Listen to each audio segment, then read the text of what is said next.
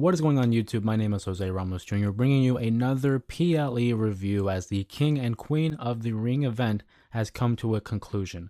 I just finished watching the event a couple hours ago, had to go out run some errands, but I thought about taking a moment and reflecting, really digesting what occurred at this event.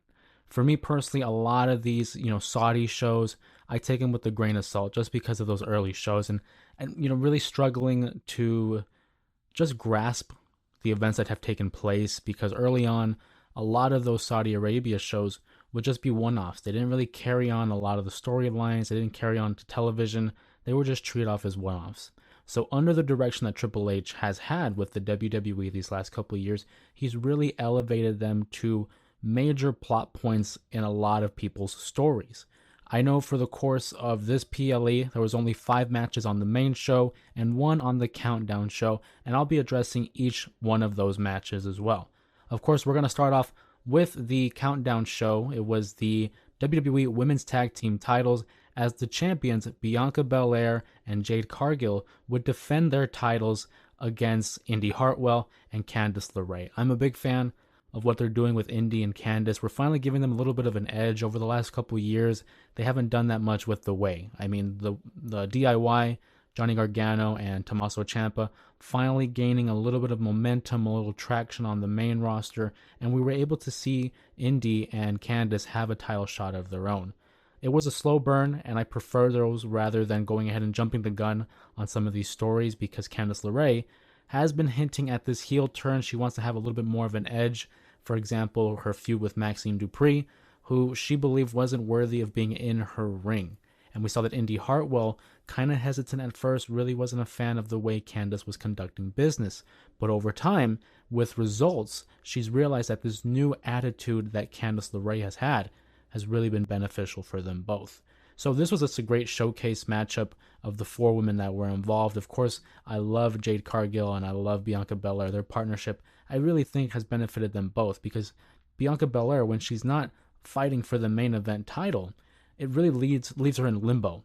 And I think it's smart to have Jade Cargill attached to her, kind of learning the ropes and finding her footing on the roster. And it's not like you're pushing her out into the deep end and allowing her to really find her footing, as I mentioned, as well as build off of chemistry with Bianca Belair. I find them to be very entertaining, not only as characters, but certainly their in-ring work. I mean, you look at the finish of this matchup.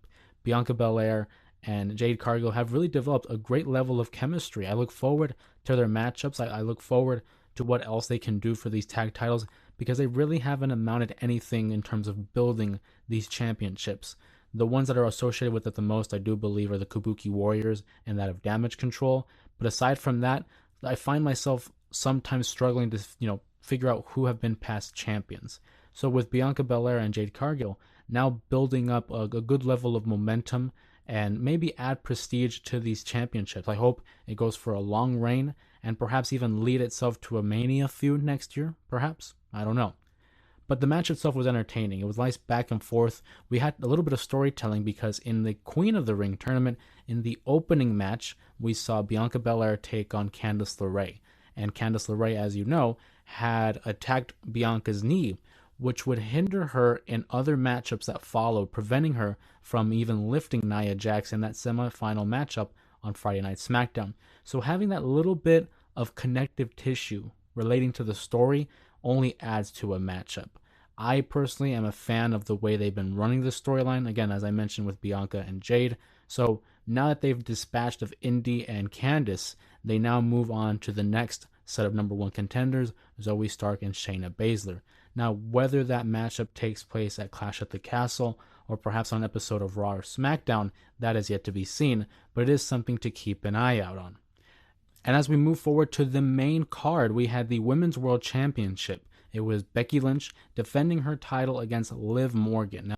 Now, if you would have watched the video where I shared my predictions, you would know that I was a big supporter of Liv Morgan winning this championship. I think it was important to remember that Rhea Ripley was supposed to be the champion, but due to an injury that she suffered, they have to take the title off of her, and Becky Lynch was the best option of putting the title on.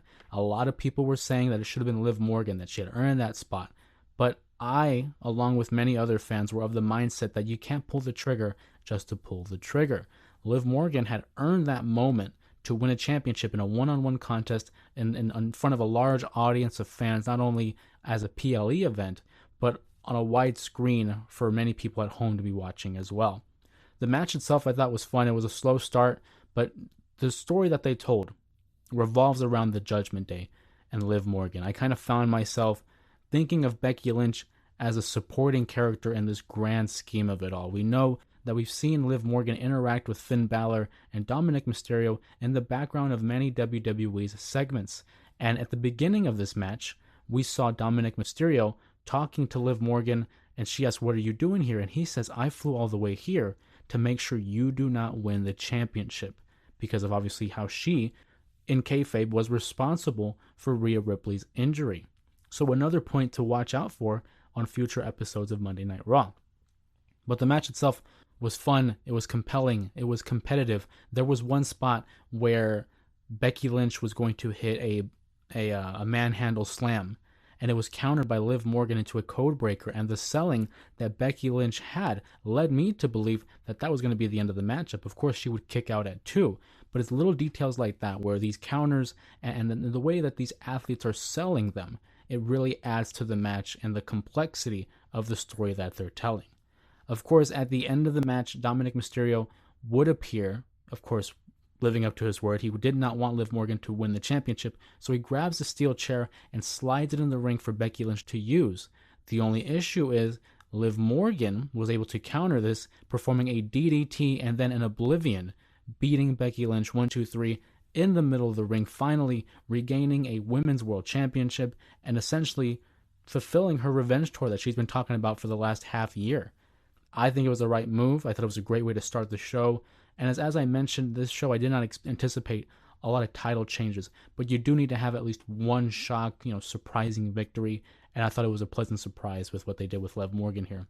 So looking forward to see what they move, forward with this story. I know that Becky Lynch had, interestingly enough, mentioned that in her contract, she has a rematch clause, which is something they haven't really addressed in recent years. I know there was a point in WWE where they said they were getting rid of the rematch clause in order to, avoid repetitive matchups.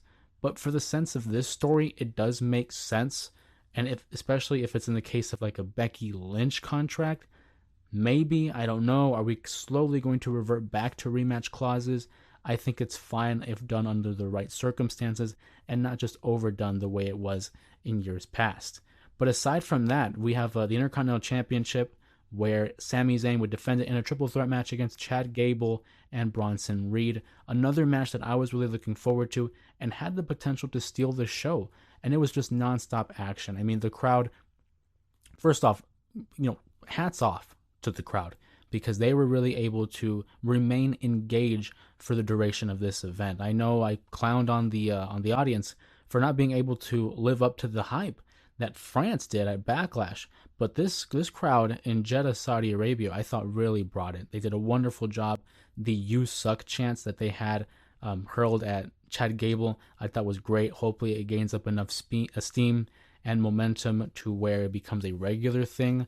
Again, Sami Zayn with a hero's welcome. They had the Olay chants throughout the duration of the matchup, and he really presents himself as a sympathetic babyface. And speaking of a sympathetic babyface, what they've really done with Otis has been tremendous. You're allowing me, who wasn't really the biggest Otis fan in the last recent years, I'm now becoming invested in his story. I want him to do the right thing. I care. And that's a huge part of wrestling, is how are you going to cause the audience to care about these characters?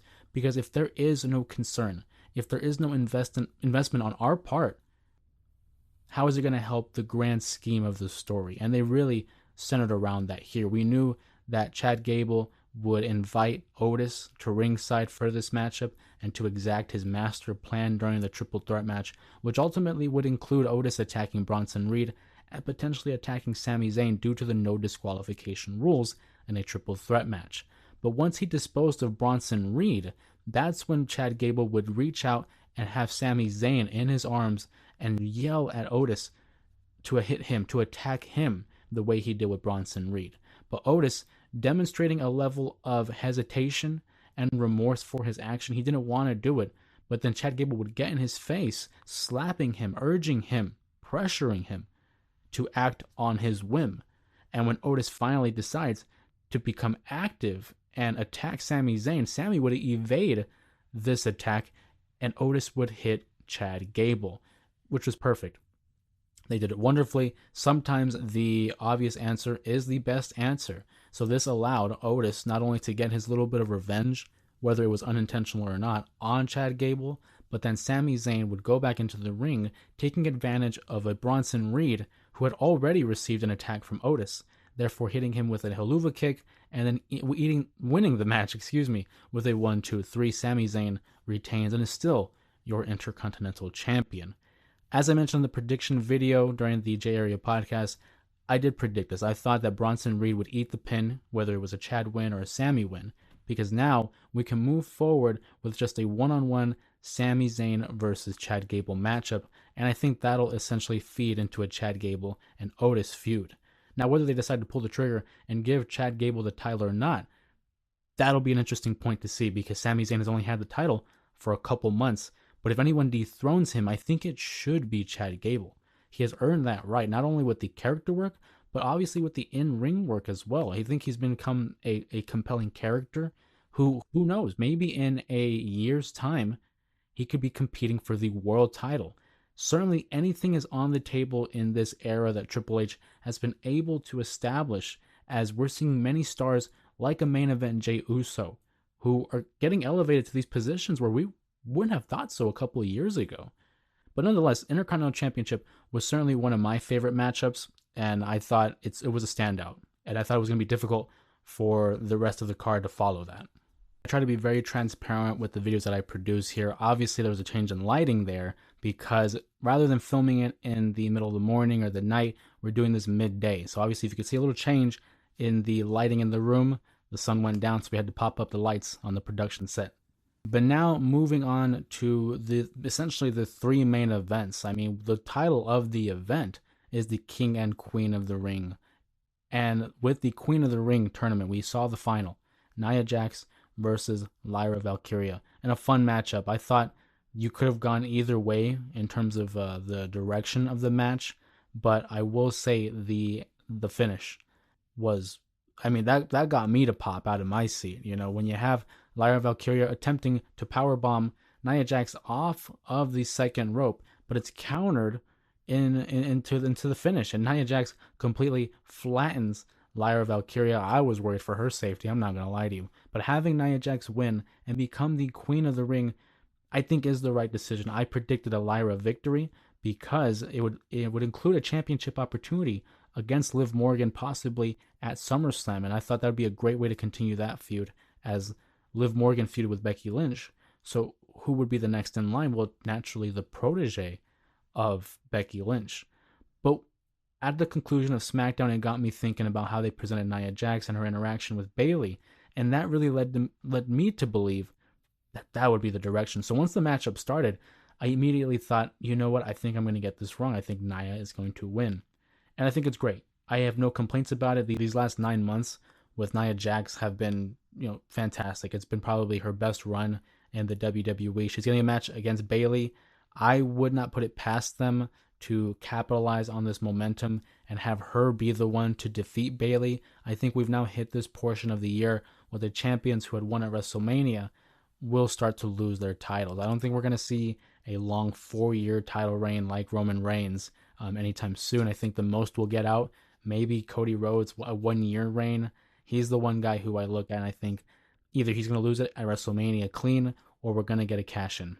It's going to be one or the other. But I do think he's going to be one of the longest reigning champions of the current crop of champions. But we're going back to the Queen of the Ring. Lyra Valkyria will be fine. Just like how Ilya Dragunov took that loss against Jey Uso, it's vital for them. It's vital for their improvement and for our investment. If you have these guys just mow through everybody and begin a winning streak, you can lose steam with fans, because at the time you lose interest. The only guy I don't see that happening with is Braun Breaker, which is another topic for itself, and we'll get to that in another video.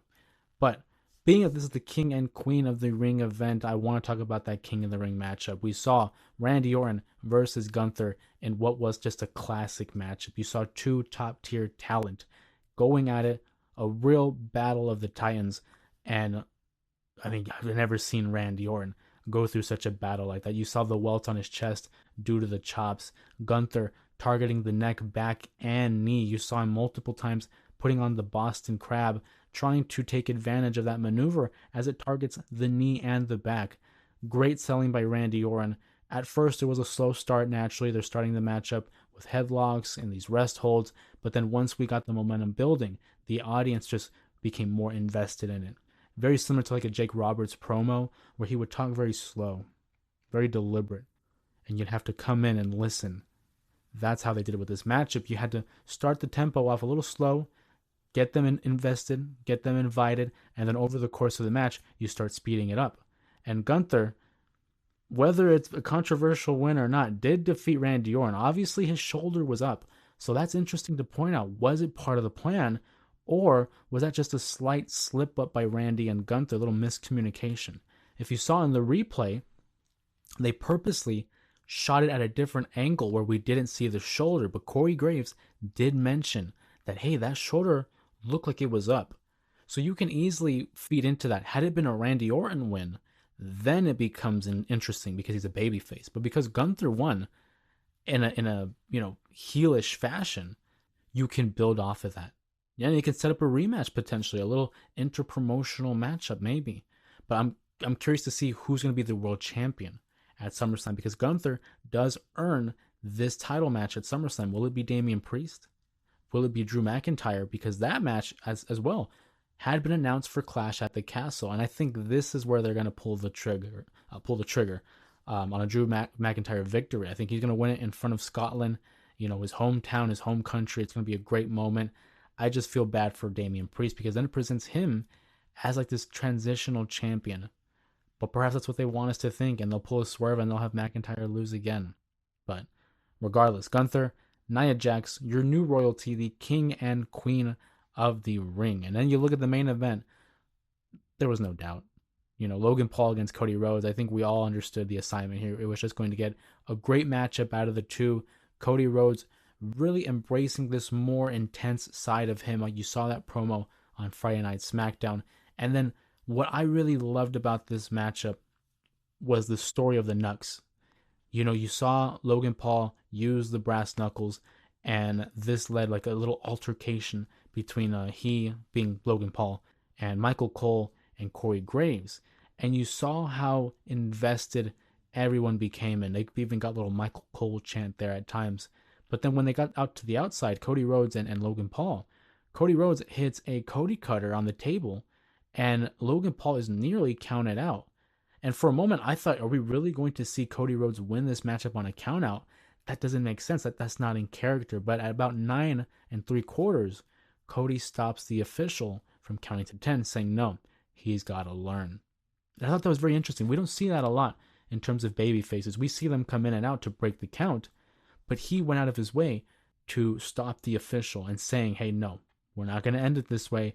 He needs to learn. And I thought that was a great touch. And on top of that, you saw there was this moment where Logan Paul counters Cody Rhodes, and he says, like, what do you think you're doing? Like, I'm Logan Paul. And I thought that was a great touch because it would later be referenced upon in the ending when Logan Paul nearly gets the victory, but the guest ring announcer from the Saudi Arabia crowd, I apologize, I don't know his name off the top of my head. I believe it was Ibrahim. He prevented Logan Paul from the victory.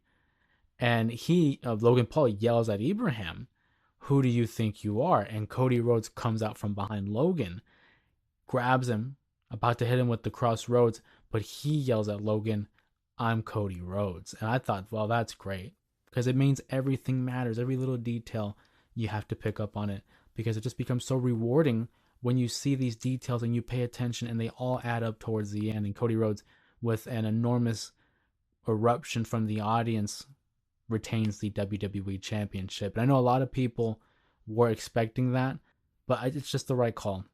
And I'm curious to see who his next opponent is. I think potentially, it could be LA Knight, because LA Knight was in the crowd watching that main event. He has an eye what's going on. And Cody Rhodes himself did mention that LA Knight was a guy he wanted to compete against. That those two, the in-ring segments, whether it's physical or on the mic, I think will be must-see. Potentially Money in the Bank, I don't know. Clash of the Castle, perhaps. But regardless, keep an eye out on that. I know at the end of this event, a lot of people anticipated, myself included, anticipated the debut of the Wyatt Six, but we did not receive that, which I'm okay with. I don't think you want to go ahead and shoehorn that type of event, that type of segment at the end. I mean, obviously it worked at Extreme Rules 2022 for Bray Wyatt, but now it's just like, when are we going to see them? I find it difficult to believe that they're going to include that on an episode of Friday Night SmackDown. It has to be at a PLE, right? And I don't think it's going to run all the way to SummerSlam. It's either going to be Clash of the Castle or Money in the Bank. It has to be. At least I think. Because at what point do you keep running these vignettes? Do you keep running these QR codes and just having the fans kind of fall out of interest? I'm not saying it's going to happen, but it's a possibility. Regardless, I look at the event itself of King and Queen of the Ring, and I thought it was a great success. I had low expectations again because with the Saudi Arabia shows, a lot of them are kind of one-offs, but Triple H has really established that sense of urgency and established that all of these PLEs mean something. And although a lot of them have been 5 to 6 matches, each match counts. So for my overall grade for the event itself, I'm going to give it a solid B+. I can't put it over as an A or A- because nothing's that perfect. But given the strength of the King of the Ring final, the world title match between Cody and Logan Paul, and an Intercontinental Championship match, it really propels itself. As for me personally, I give it a B+. I thought it was fantastic. But what did you guys think of the event? What was your favorite match? And where do you think we're going to go in terms of the Uncle Howdy storyline? Who will be Cody Rhodes' next opponent for the WWE Championship? And how do you guys feel about Liv Morgan defeating Becky Lynch for the Women's World Championship? With that being said, of course, my name is Jose Ramos Jr. Thank you guys for joining me on this video, and I will see you guys next time.